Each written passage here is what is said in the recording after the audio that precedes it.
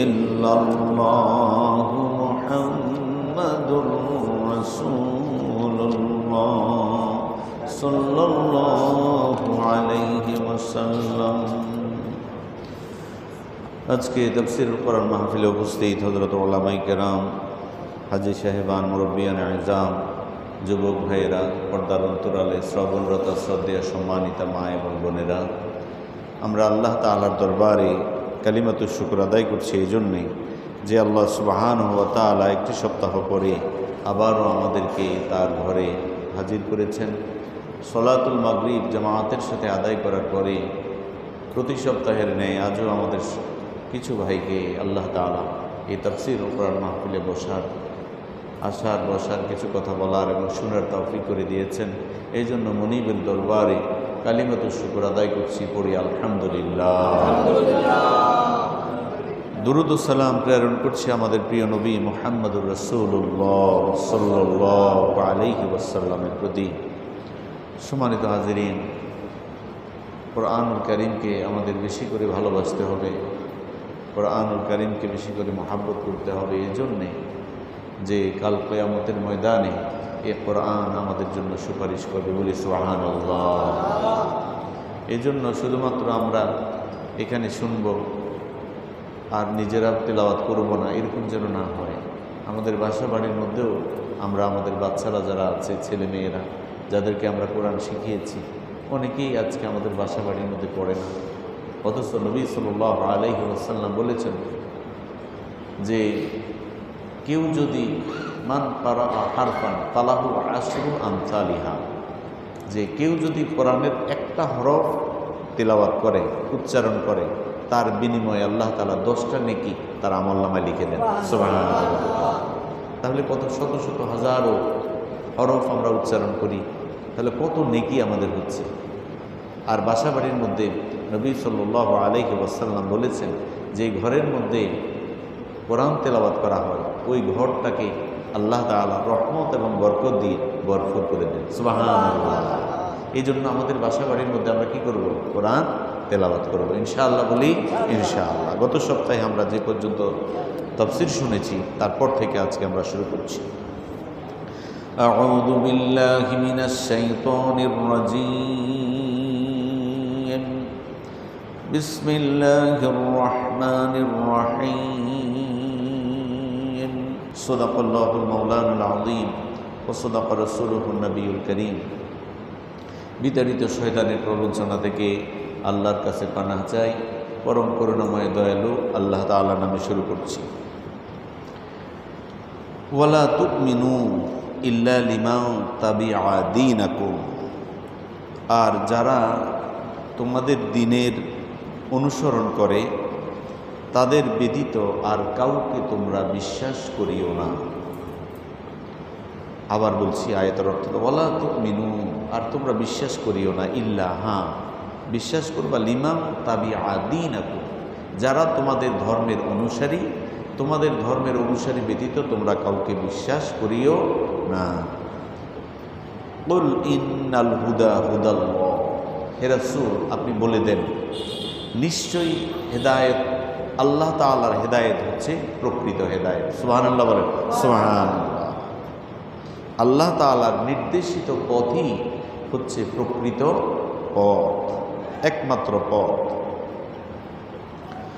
আইয়ুতা আহাদুম মিছলা মা উতিতুম। তেমনিভাবে তোমরা বিশ্বাস করিও না যে তোমাদিগকে যা কিছু দেয়া হয়েছে অনুরূপ এমনিভাবে আর কাউকে দেয়া হবে, এটা তোমরা বিশ্বাস করিও না। আও ইউহাজ্জুকুম ইনদা রাব্বিকুম, অথবা তোমাদের প্রতিপালকের সম্মুখে তারা যুক্তিতে পরাভূত করতে পারবে তোমাদেরকে, এটাও তোমরা বিশ্বাস করিও না। কুল ইন্নাল ফাদলা বিয়াদিল্লাহ। হে রাসূল, আপনি বলে দেন নিশ্চয়ই ফজল মানে দয়া, করুণা, এগুলো হচ্ছে আল্লাহ রাব্বুল আলামিনের হাতে। সুবহানাল্লাহ বলেন। সুবহানাল্লাহ। ইউতিহি মান ইয়াশা, আর তার হাত থেকে, তার কুদরতি হাতের মধ্যে যে ফজল এবং করুণা রয়েছে, তিনি যাকে ইচ্ছা সেখান থেকে তিনি দান করেন। সুবহানাল্লাহ। ওয়াল্লাহু যুল ফাদলিল আযীম। আল্লাহ তাআলা হচ্ছেন প্রাচুর্যময় এবং তিনি সর্বজ্ঞ, তিনি সবচেয়ে বড় জ্ঞানী। সুবহানাল্লাহ বলেন। সুবহানাল্লাহ। আমরা সূরা আলে ইমরানের 72 নম্বর আয়াতের 72 না 73 নম্বর আয়াতের তর্জমা আমরা শুনলাম। এইবার আমরা তাফসিরের দিকে যাব ইনশাআল্লাহ। বলি ইনশাআল্লাহ। এখানে আল্লাহ রাব্বুল আলামিন ইহুদিদের কথা বুঝাইতে গিয়ে এই কথাগুলো বলেছেন। ইহুদিরা যখন তারা একে অপরের সাথে দেখা হয় তখন তারা বলা বলি করে যে নিজেদের ধর্মের লোক ব্যতীত তোমরা অন্য কারো কথা মানবে না। কারা বলে? ইহুদিরা। এই কথাটা কারা বলে? ইহুদিরা। ইহুদিরা বলে, ইহুদি আর ইহুদি মানে দুইটা শব্দই ব্যবহার হয়। ইহুদি মানে এই যে এখন ইসরায়েলের মধ্যে একটা দেশই তো, পৃথিবীর মধ্যে ওরা বিভিন্ন দেশে ছড়িয়ে ছিটিয়ে আছে, তবে সবচেয়ে একক সংখ্যাগরিষ্ঠ যে দেশের মধ্যে আছে সেটা হচ্ছে ইসরায়েল।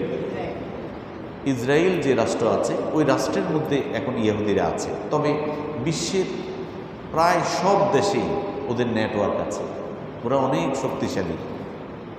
নেটওয়ার্কের দিক থেকে ইহুদিরা অনেক শক্তিশালী। তো ইহুদিরা যখন একে অপরের সাথে দেখা হয় তখন তারা বলতো, যে বলা বলি করতো যে তোমাদের ধর্মের লোক ব্যতীত অন্য কাউকে তোমরা বিশ্বাস করিও না। আচ্ছা, এরপরে কুল ইন্নাল হুদা হুদাল্লাহ, এই কথা যখন তারা বলতো, এবার আল্লাহ তাআলা নবী সাল্লাল্লাহু আলাইহি ওয়াসাল্লামকে বলছেন, হে নবী আপনি বলে দেন, আপনি আপনার উম্মতদেরকে, আপনার সাহাবাই কেরামকে বলে দেন, নিশ্চয়ই একমাত্র পথ, হেদায়েতের পথ কার পথ? আল্লাহর পথ। আল্লাহর পথই হচ্ছে একমাত্র হেদায়েতের পথ। আল্লাহর পথ ছাড়া ইহুদি নাসারাদের পথ হেদায়েতের পথ নয়। এরপরে ইহুদিরা আরও কিছু কথা বলতো যে আইয়ুতা আহাদুম মিসলামা উতিতুম, যে তোমাদেরকে যে বিষয়গুলো দেয়া হয়েছে তোমরা এটা মনে করবে না যে এই রকম ঈমান আনবে না যে এরকম কাউকে প্রদান করা হবে। অর্থাৎ তারা তাদেরকেই সবচেয়ে বড় মনে করে, অন্যদেরকে তারা বিশ্বাস করে না। অন্য ধর্মাবলম্বী যারা আছে তাদেরকে বিশ্বাস করে না।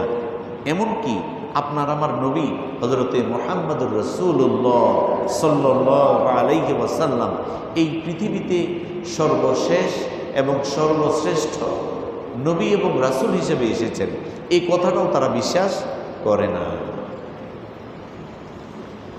তাফসীর ইবনে কাসিরের মধ্যে এসেছে,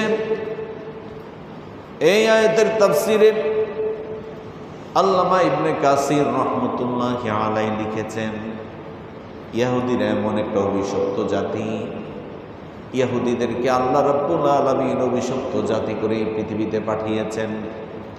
হযরতে মূসা আলাইহিস সালাতু ওয়াস সালামের সময়ে যেই সকল ইহুদিরা নবী মূসা আলাইহিস সালাতু ওয়াস সালামের অনুকরণ করেছিল, শুধুমাত্র তারাই জান্নাতে যাবে। আর যারা মূসা আলাইহিস সালাতু ওয়াস সালামের অনুকরণ বাদ দিয়ে তার বিরোধিতা করেছিল, ওই বিরোধিতাকারী ওই ইহুদিরা নিঃসন্দেহে তারা জাহান্নামে যাবে। কোথায় যাবে? জাহান্নামে। এই জন্য এখন ইহুদি জাতি যারা আছে তারা জাহান্নামে যাবে এই কারণে তারা আমার আপনার নবীকে বিশ্বাস করে না। অথচ তাদের কিতাবের মধ্যে তাওরাতের মধ্যে এই ব্যাপারে কিন্তু আল্লাহ তাআলা বলেছেন যে শেষ নবী হযরতে মুহাম্মদুর রাসূলুল্লাহ সাল্লাল্লাহু আলাইহি ওয়াসাল্লাম এই পৃথিবীতে আসবেন। সুবহানাল্লাহ বলেন। সুবহানাল্লাহ। কিন্তু ইহুদিরা এটা বিশ্বাস করে না, ইহুদিরা এটা বিশ্বাস করে না। তাফসীর ইবনে কাসিরের মধ্যে এসেছে, ইহুদিরা তাদের কিতাবের মধ্যে শেষ নবী সম্পর্কে যে বিষয় এসেছে তারা একে অপরকে বলতে নিষেধ করত। নবী মুহাম্মদুর রাসূলুল্লাহ সাল্লাল্লাহু আলাইহি ওয়াসাল্লাম এবং সাহাবায়ে কেরামদের মধ্যে এই আলোচনা করতে ইহুদিরা নিষেধ করত। কেন? ইহুদিরা এই জন্য নিষেধ করত, যদি মুসলমানরা জেনে যায় তাদের কিতাবের মধ্যেও আছে নবী মুহাম্মদুর রাসূলুল্লাহ সাল্লাল্লাহু আলাইহি ওয়াসাল্লাম শেষ নবী হিসেবে পৃথিবীতে আসবেন, তাহলে সকলেই নবী মুহাম্মদ সাল্লাল্লাহু আলাইহি ওয়াসাল্লামের ধর্মের দিকে ছুটে যাবে, তাদের ধর্মের কথা কেউ শুনবে না। এই জন্য তারা একে অপরকে তাদের কিতাবের মধ্যে আমার আপনার নবী সম্পর্কে যে আছে এই কথাটা বলতে তারা নিষেধ করত। জোরে বলুন নাউজুবিল্লাহ। তারা একে অপরকে এটা বলতে নিষেধ করত। এই আয়াতের তাফসীরের মধ্যেই এটা এসেছে। ইহুদিরা যখন এইরকম কথাবার্তা একে অপরের মধ্যে বলতো, আল্লাহ রাব্বুল আলামিন আপনার আমার নবীকে বলে দিচ্ছেন, ও নবী আপনি বলে দেন, কুল ইন্নাল ফাদলা বিয়াদিল্লাহ।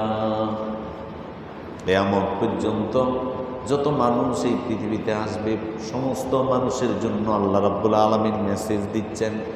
সেই মেসেজটা কি? কুল ইন্নাল ফাদলা বিয়াদিল্লাহ, নিশ্চয়ই সমস্ত কল্যাণ একমাত্র আল্লাহ রাব্বুল আলামিনের হাতে। জোরে বলুন সুবহানাল্লাহ। কল্যাণ কার হাতে? আল্লাহর হাতে। কিন্তু ইহুদি এবং খ্রিস্টান যারা, তারা মনে করে পৃথিবীর সমস্ত কল্যাণ মনে হয় তাদের কাছে। নাউজুবিল্লাহ বলেন, নাউজুবিল্লাহ। এই জন্য আমাদের দেশে এখন দেখবেন ইহুদি এবং খ্রিস্টানরা, ইহুদিদের একটা সংগঠন আছে, ওইটার নাম হচ্ছে কি? মোসাদ। ইহুদিদের যেই সংগঠন ইসরায়েল, এটা বিশ্বব্যাপী ছড়িয়ে আছে। ওদের এই সংগঠনের নাম হচ্ছে মোসাদ। আর ভারতের হচ্ছে ভারতের কি? এগুলো বিশ্বব্যাপী আছে, ছড়িয়ে আছে। কোথায় কি হচ্ছে ওরা সব খবর নেই ওদের এই সংগঠনের মাধ্যমে। তো এই জন্য ওরা নিজেদেরকে মনে করে, যেমন আমাদের দেশের মধ্যে মোসাদ কিন্তু কাজ করছে। ইহুদি এবং খ্রিস্টানরা বিশেষ করে উত্তরবঙ্গে এবং পাহাড়ি এলাকায়, যেখানে গরিব মানুষ যে সকল এলাকার মধ্যে বেশি, তাদেরকে মোটিভেট করতে খুব সুবিধা, যে সত্য মিথ্যা বুঝাইয়া একটা, যে তোমাকে টাকা দিব, পয়সা দেব, ঘর বানাইয়া দেব, বিল্ডিং করে দেব, জায়গা জমি কিনে দেব, এইগুলো যখন বলে তখন গরিব মানুষ তাদের কথার মধ্যে পড়ে যায় এবং ইসলাম ধর্ম ত্যাগ করে তারা ইহুদি এবং খ্রিস্টান হয়ে যাচ্ছে। নাউজুবিল্লাহ বলেন, নাউজুবিল্লাহ। ঢাকা শহরে এটা কম। কেন? ঢাকা শহরের মানুষ তো অত্যন্ত বুদ্ধিমান, আর আল্লাহর রহমতে চাকরি বাকরি করে, সবাই স্বাবলম্বী। এই জন্য তাদেরকে বোঝানো অনেক কঠিন। এই জন্য তারা শহরে বন্দরের অবস্থান না নিয়ে তারা বিভিন্ন গ্রাম অঞ্চলে এবং ওই যে আপনার পাহাড়ি এলাকা এবং এই গরিব এলাকা, এগুলোকে বেছে নিয়ে ইহুদি এবং খ্রিস্টানরা তাদেরকে ইহুদি এবং খ্রিস্টান বানাচ্ছে। নাউজুবিল্লাহ বলেন, নাউজুবিল্লাহ। আমাদের দেশের মানুষ যে ইমানের দৌলত অর্জন করেছে, এই ইমানের দৌলত অর্জন করে তারা যেন এটার উপরে, ইমানের উপরে অটল এবং অবিচল থাকতে পারে। আল্লাহ তৌফিক নসিব করুক। আমিন বলেন, আমিন।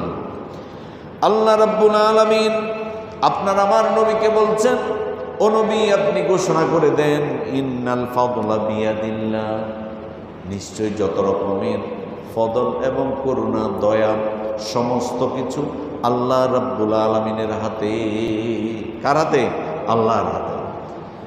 এরপর আল্লাহ রাব্বুল আলামিন বলছেন, ইউতিহি মাইয়াশা, আল্লাহ রাব্বুল আলামিন যাকে ইচ্ছা করেন তার হাতে যে প্রাচুর্য রয়েছে, তার হাতে যত রকমের কল্যাণ আছে, ফদল আছে, তিনি যাকে ইচ্ছা করেন ওখান থেকে তিনি তাকে দান করেন। জোরে বলুন সুবহানাল্লাহ। তাহলে ফদল এবং করুণা, প্রাচুর্য, এগুলো কার হাতে? আল্লাহর হাতে। এগুলা কোনো ইহুদি খ্রিস্টানদের হাতে নয়, এগুলো হলো আল্লাহ পাকের হাতে। এই জন্য আল্লাহ যাকে ইচ্ছা করেন, ইউতি মাইয়াশা, তিনি যাকে ইচ্ছা করেন তাকে দান করেন। আর জেনে রেখো, আল্লাহু ওয়াসিউন আলীম, আল্লাহ রাব্বুল আলামিন হচ্ছেন প্রাচুর্যময়, ওয়াসি', প্রশস্ত, প্রাচুর্যময়, আলী, এবং তিনি সর্বজ্ঞ। সুবহানাল্লাহ বলেন, সুবহানাল্লাহ। এই জন্য আমাদেরকে সবসময় ফিরে আসতে হবে কার কাছে? আল্লাহর কাছে। আমাদেরকে সৃষ্টি করেছেন হুয়া খালিকুনা, তিনি আমাদের খালেক, মানে আল্লাহু খালিকুনা, আমাদের সৃষ্টিকর্তা হচ্ছেন কে? আল্লাহ। আল্লাহু রাজিকুনা, আল্লাহ আমাদের রিজিক দাতা, আমাদের রিজিক দেন কে? আল্লাহ। আমরা যারা মুমিন, আমরা বিশ্বাস করি আল্লাহু খালিকুনা, আল্লাহু রাজিকুনা, আল্লাহ আমাদের সৃষ্টিকর্তা, আল্লাহ আমাদের রিজিক দাতা, আল্লাহু রাব্বুনা, আল্লাহ আমাদের রব। সুবহানাল্লাহ বলেন, সুবহানাল্লাহ। এছাড়া দুনিয়ার কোনো মানুষ, কোনো মনিব, কোনো চাকরিদাতা, কোনো নেতা নেত্রী, কোনো মন্ত্রী, কোনো প্রেসিডেন্ট, কোনো প্রধানমন্ত্রী আমাদের মনিব হতে পারে না। আমাদের মনিব একমাত্র কে? আল্লাহ। আল্লাহ হচ্ছেন আমাদের মনিব। এই জন্য আল্লাহ রাব্বুল আলামিন আয়াতের মধ্যে বলছেন ইউতিহি মান ইয়াশা, আল্লাহ রাব্বুল আলামিনের হাতে প্রাচুর্য, সব কিছু আল্লাহ রাব্বুল আলামিনের হাতে। তিনি যাকে ইচ্ছা ওই প্রাচুর্য থেকে তিনি দান করেন। জোরে বলুন সুবহানাল্লাহ। ওয়াল্লাহু ওয়াসিউন আলীম, আর তিনি হচ্ছেন প্রাচুর্যময় এবং তিনি হচ্ছেন মহান, সর্বজ্ঞ, জ্ঞানী। প্রাচুর্যময় কে? আল্লাহ। এই আয়াতের মধ্যে তিনি বলছেন। এরপর আল্লাহ রাব্বুল আলামিন বলছেন ইয়াখতাসু বিরহমাতিহি মান ইয়াশা ওয়াল্লাহু যুল ফাদলিল আযীম। আল্লাহ রাব্বুল আলামিন বলছেন ইয়াখতাসু বিরহমাতিহি মান ইয়াশা। ইয়াখতাসু মানে তিনি খাস করে নেন, বিরহমাতিহি তার রহমত দ্বারা, মান ইয়াশা যাকে ইচ্ছা। আল্লাহ রাব্বুল আলামিন এই আয়াতের মধ্যে বলছেন আল্লাহ পাক যাকে ইচ্ছা করেন তাকে তার রহমতের জন্য তিনি খাস করে নেন, তার রহমতের জন্য তিনি কবুল করে নেন। ওয়াল্লাহু যুল ফাদলিল আযীম, আর আল্লাহ রাব্বুল আলামিন হচ্ছেন সবচেয়ে বেশি মর্যাদাশীল। সুবহানাল্লাহ বলেন, সুবহানাল্লাহ। তাহলে আমরা যতই পৃথিবীতে রিজিক নিয়ে, কোনো কিছু নিয়ে যতই আমরা তালাশ করি, সমস্ত কল্যাণ, সমস্ত রিজিক, সমস্ত অর্থ করি, বাড়ি গাড়ি, যত মান সম্মান, সমস্ত কিছু কার হাতে? আল্লাহর হাতে। আল্লাহ রাব্বুল আলামিন তিনি বলছেন ইয়াখতাসু বিরহমাতিহি মান ইয়াশা, তিনি যাকে ইচ্ছা করেন তাকে তিনি মনোনীত করেন, খাস করেন তার রহমতের জন্য। তার মানে সমস্ত কিছু কার হাতে? আল্লাহর হাতে।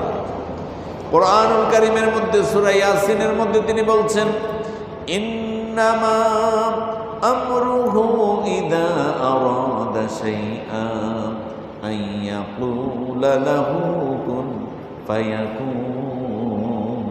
সুবহানাল্লাহ বলেন, সুবহানাল্লাহ।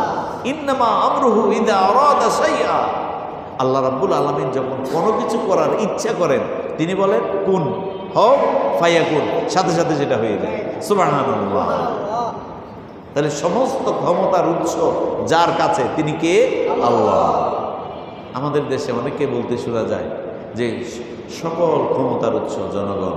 নাউজুবিল্লাহ বলে, নাউজুবিল্লাহ। এটা একটা কুফরি কথা। জনগণ কখনো ক্ষমতার উৎস হতে পারে না। তাহলে আল্লাহ পাক যে বলছেন ইন্নাল্লাহা আলা কুল্লি শাইইন কাদির, আল্লাহ রাব্বুল আলামিন সব কিছুর উপরে সবচেয়ে সর্বশক্তিমান। তাহলে এই আয়াতকে তো আপনি অস্বীকার করছেন। মানুষ কখনো ক্ষমতার উৎস হতে পারে না।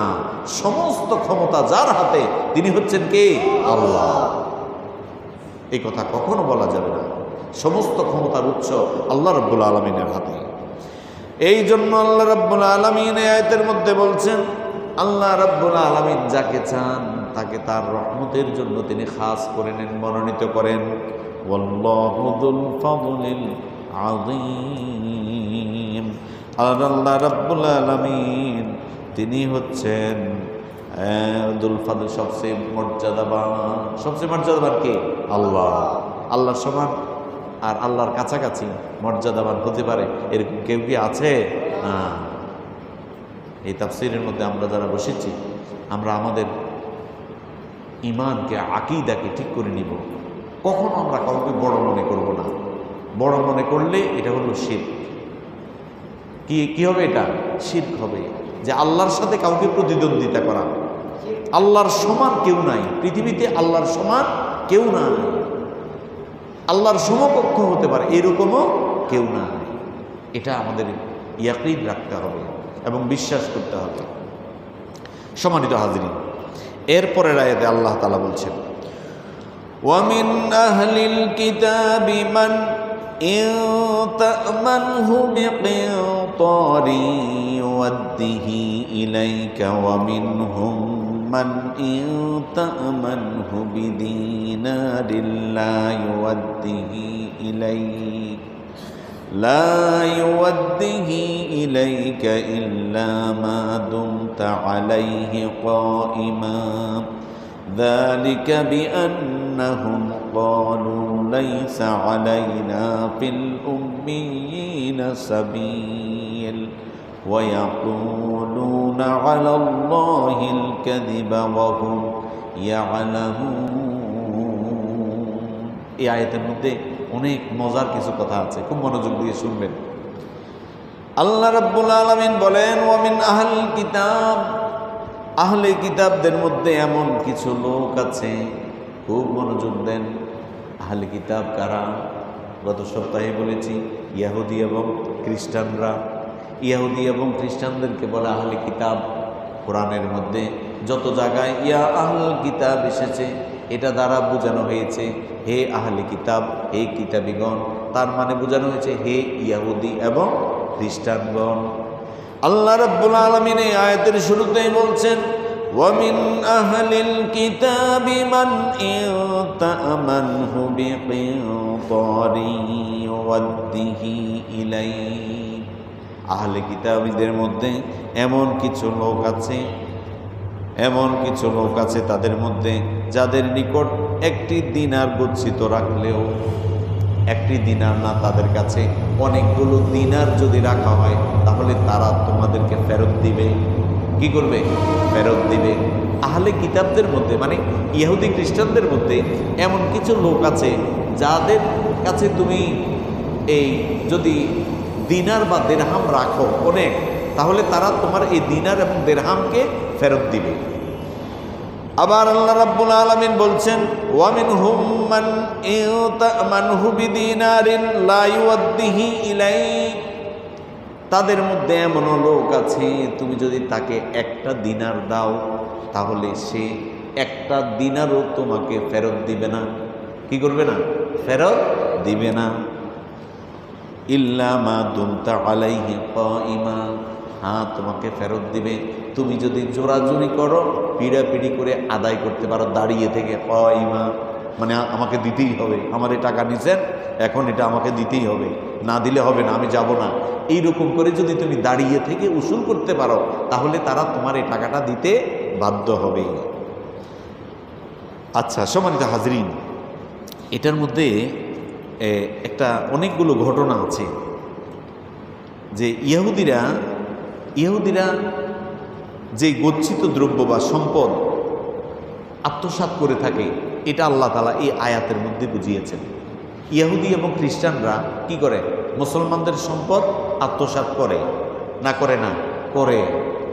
আপনি এই যে দেখেন ফিলিস্তিনের মধ্যে এখন ফিলিস্তিনের যে জায়গাটা বা ইসরায়েলের যে দেশের যে জায়গাটা, এগুলো কাদের? মুসলমানদের। এগুলো সব ফিলিস্তিনের। ইহুদিদের কোনো জায়গা নাই এখানে। আমি একদিন জুমার মধ্যে আলোচনা করেছিলাম যে ফিলিস্তিন এরা হচ্ছে স্থায়ী বাসিন্দা আর ইসরায়েল হচ্ছে গরজামাই। ওরা অনেক দূর থেকে যাযাবর, ওরা হচ্ছে যাযাবর, ওরা অনেক দূর থেকে আসছে, এখানে এসে বসতি করছে। বসতি করে মুসলমানদের সাথে একটা সম্পর্ক করছে। সম্পর্ক করে এবার কাজ কাম করে কিছু টাকা ইনকাম করে একটু জায়গা নিছে।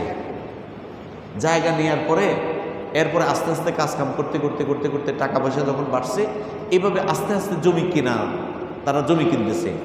এই জন্য আপনাদের যাদের জায়গা জমি আছে, মানুষ ভালো মানুষ দেখে জায়গা জমি বিক্রি করবেন।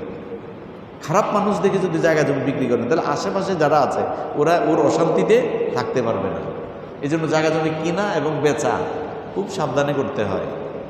কেনার সময়ও সাবধানে করতে হয়, বিক্রি করার সময়ও সাবধানে, যাতে খারাপ মানুষের হাতে না যায়। না হয় আপনি যতদিন বেঁচে থাকবেন কষ্টের মধ্যে থাকবেন, আর মরে গেলেও যাদের কাছে বিক্রি করবেন ওরা যদি অশান্তিতে থাকে তাহলে আপনাকে বদদোয়া দিবে। এই জন্য জায়গা জমি বিক্রি করার সময় খুব হেফাজতে বিক্রি করা চাই, যে খারাপ মানুষের হাতে যেন না যায়। তো এরকম ফিলিস্তিনের মধ্যে এসে ওরা বসতি গড়ে কাজ কাম করে এই আরবীয় লোকদের, আরবিদের কাজ কাম করে, ফিলিস্তিনের মুসলমানদের কাজ কাম করে টাকা পয়সা করে এরপর কিছু জায়গা জমি নিয়ে এরপর আস্তে আস্তে বসতি তৈরি করেছে। করতে করতে ওরা একটা দেশ করে ফেলেছে। মুসলমানদের তো খবর নেই। এরপরে আজকে এই মুসলমানদের ঘাড়ের মধ্যে এই ইহুদি যাযাবররা এখন বসেছে। মানে শ্বশুরবাড়ির ঘর জামাইওয়ালা আইসা যদি বলে এটা আমার বাড়ি, তাহলে কি আমরা কি বলি? এই বেটা তুমি তো এখানে ঘর জামাই আসছো। তো ফিলিস্তিন হচ্ছে স্থায়ী বাসিন্দা, আর ইসরায়েল নামক যেই রাষ্ট্র এবং এটার যে ইহুদি ওরা কি ঘর জামাই, ওরা যাযাবর। এই জন্য আল্লাহ রাব্বুল আলামিন ইহুদিদেরকে এই আয়াতের মধ্যে বিশ্বাস করতে নিষেধ করেছেন। ইহুদিদেরকে বিশ্বাস করা যাবে না। কিন্তু আজকে আমাদের দুর্ভাগ্য, যত অমুসলিম আছে সব আমাদের বন্ধু বানাই। মুসলমানদেরকে আমরা আজকে, মুসলিম রাষ্ট্রকে আমরা বন্ধু বানাইতে ভয় পাই।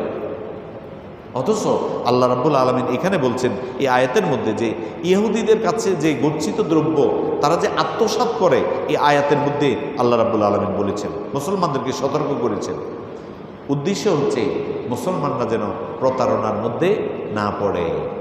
তো এখানে সব আহলে কিতাব ওরা খারাপ না, ওদের মধ্যে ভালোও আছে খারাপও আছে। তাফসির ইবনে কাসিরের মধ্যে এই আয়াতের একটা ব্যাখ্যা আসছে। হযরত আবু হুরায়রা রাদিয়াল্লাহু তাআলা থেকে বর্ণিত, নবী সাল্লাল্লাহু আলাইহি ওয়াসাল্লাম বলেছেন যে বনী ইসরাইলের মধ্যে একজন লোক ছিল, তিনি অন্য একজন লোকের কাছে 1000 স্বর্ণমুদ্রা ঋণ চাইলেন। কত? 1000 স্বর্ণমুদ্রা।